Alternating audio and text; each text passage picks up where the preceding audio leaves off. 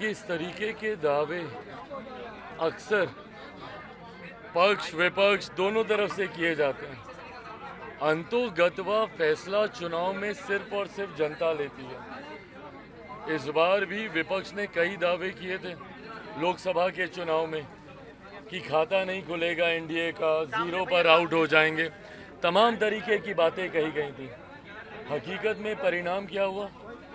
हम लोग अधिकांश जीते सीटें, हम लोग बिहार में जीतने का हम लोगों ने काम किया। मेरी पार्टी की अगर आप बात करेंगे तो 5 की 5 सीटें हम लोगों ने जीती, जहां पर विपक्ष के द्वारा ये भी दावा किया जा रहा था कि हम हाजीपुर भी हम हार हैं। तो ऐसे में इस तरीके की बातें कही जाती हैं, पर अंतोगत्वा जनता किसका साथ देती है। और एक बात स्पष्ट है कि जनता ने ये तय कर लिया है कि बिहार में डबल इंजन की सरकार से ही बिहार का विकास हो सकता है। एक लंबा समय बिहार में ऐसा रहा है जहाँ पे विरोधाभास की सरकारें रही हैं, केंद्र में कोई और राज्य में कोई और। ऐसे में एक लंबे समय के बाद जब बिहार को डबल इंजन की सरकार मिली है, इस सरकार पर बिहार की जनता का विश्वास है।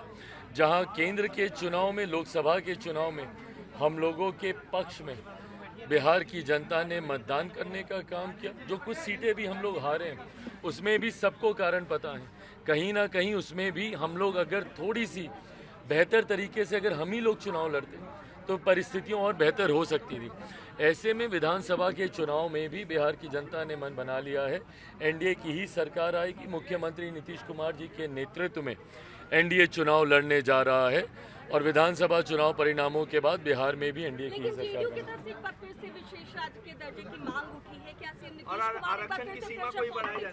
प्रेशर पॉलिटिक्स नहीं है भाई, ये मांग तो हम लोग की रही है। कौन सा ऐसा दल है जो कि बिहार से आता है और वो विशेष राज्य के दर्जे की मांग नहीं करता हो या उस पर अपनी सहमति नहीं देता हो? हम खुद इसके पक्षधर हैं। पर अगर हम ये बोलें कि भैया बिहार को विशेष राज्य का दर्जा देना चाहिए तो हम प्रेशर पॉलिटिक्स कर रहे हैं? नहीं, कतई नहीं। हम लोग जिस सरकार के गठबंधन में हैं, एनडीए का हम लोग हिस्सा हैं। एनडीए का सबसे बड़ा घटक दल भारतीय जनता पार्टी है, जिनके नेता हमारे देश के प्रधानमंत्री हैं, जिसपे हम सबको विश्वास है। ये मांग अगर हम उनसे नहीं करेंगे तो किन से करेंगे? हम लोग राजनीतिक दल होने के नाते ये भी मानते हैं कि ये नीति आयोग के अधीन ये विषय आता है। नीति आयोग के प्रावधानों के अनुसार इससे पहले जब प्लानिंग कमीशन होता था उसमें फिर भी कई ऐसे रिलैक्सेशंस थे जिसमें कई राज्यों को विशेष राज्य का दर्जा मिलता था। नए प्रावधानों के अनुसार ज़रूर इसमें कुछ टेक्निकल इश्यूज इसमें हैं, पर उसका भी मिलकर हम लोग समाधान ढूंढेंगे। जो जनता दल यूनाइटेड ने कहा है, ये मांग हम लोग की भी है कि बिहार को जल्द से जल्द विशेष राज्य का दर्जा मिलना चाहिए। अश्विनी चौबे ने कहा है कि बीजेपी के नेतृत्व में अगला विधानसभा चुनाव लड़ा जाना चाहिए, जबकि सम्राट चौधरी ने कहा कि नीतीश कुमार के ही अगुवाई में लड़ा जाएगा। अश्विनी चौबे के इस बयान को आप कैसे लेते हैं? देखिए, अब हर एक व्यक्ति विशेष के बयान पे टिप्पणी करते रहे। अधिकृत बयान किसका होता है? जो पार्टी के अध्यक्ष होते हैं। अधिकृत बयान एक अधिकृत व्यक्ति के माध्यम से आता है। पार्टी के कई नेता होते हैं जो अपने अपने पार्टी के प्रति आस्था रखकर इस तरीके के बयान देते हैं और उसका भी मैं सम्मान करता हूं, क्योंकि वो उनकी अपनी व्यक्तिगत भावना है। पर अंतोगत्वा जब आप एक गठबंधन का हिस्सा होते हैं, गठबंधन में दल के जिस नेता को या जिस अध्यक्ष को अधिकृत ये अधिकार दिया जाता है, उनका मौजूदा पीढ़ी और आने वाली पीढ़ी भी उस अध्याय को जाने और उससे सीख लेकर आगे बढ़ने का काम करे। इसके लिए ज़रूरी है कि इस पे चर्चा हो, इसके लिए ज़रूरी है कि इस पर निंदा प्रस्ताव सर्वसहमति से पारित हो। मुझे नहीं लगता कि कोई भी, इंक्लूडिंग कांग्रेस, क्या वो आज इमरजेंसी का समर्थन करती हैं? जब माननीय अध्यक्ष जी ने लोकसभा में जब इस प्रस्ताव को जब वो पढ़ रहे थे, जिस तरीके से विपक्ष, और विपक्ष में भी मैं खास तौर पे मैं कह दूं क्योंकि मैं खुद उस वक्त सदन में मैं मौजूद था, सिर्फ कांग्रेस के द्वारा ये हंगामा किया जा रहा था।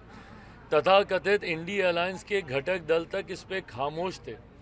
समाजवादी पार्टी, उनके नेता, मैं नाम लेकर बोल रहा हूँ, अखिलेश यादव जी वहीं सामने बैठे हुए थे, हम लोग के सामने ही बैठे हुए थे, वो खामोश थे, वो नहीं उठे। क्यों? क्योंकि उनके पिता ने भी उन यातनाओं को झेला है। मेरे इमरजेंसी का वो तक वो जीवित थे, उसकी कहानियां बताते थे। उस दौर में क्या क्या प्रताड़नाएं उन लोगों ने झेली हैं, कैसे महीनों तक उनको जेल में बंद करके रखा गया बिना किसी कारण के, ये तमाम बातें उन्होंने बताई हैं। ऐसे में जब 50 साल होने को आए हैं, अध्यक्ष जी हों या महामहिम राष्ट्रपति जी हों, उन्होंने इसका जिक्र किया, इसको लेकर इतनी बौखलाहट क्यों, और क्यों इसके ऊपर लीपापोती करने का प्रयास किया जा रहा है, मेरी समझ के परे। ये एक ऐसी घटना है जिसका सर्वसहमति से इसकी निंदा की जानी चाहिए, इंक्लूडिंग कांग्रेस को खुलकर सामने आकर इसकी निंदा करनी चाहिए।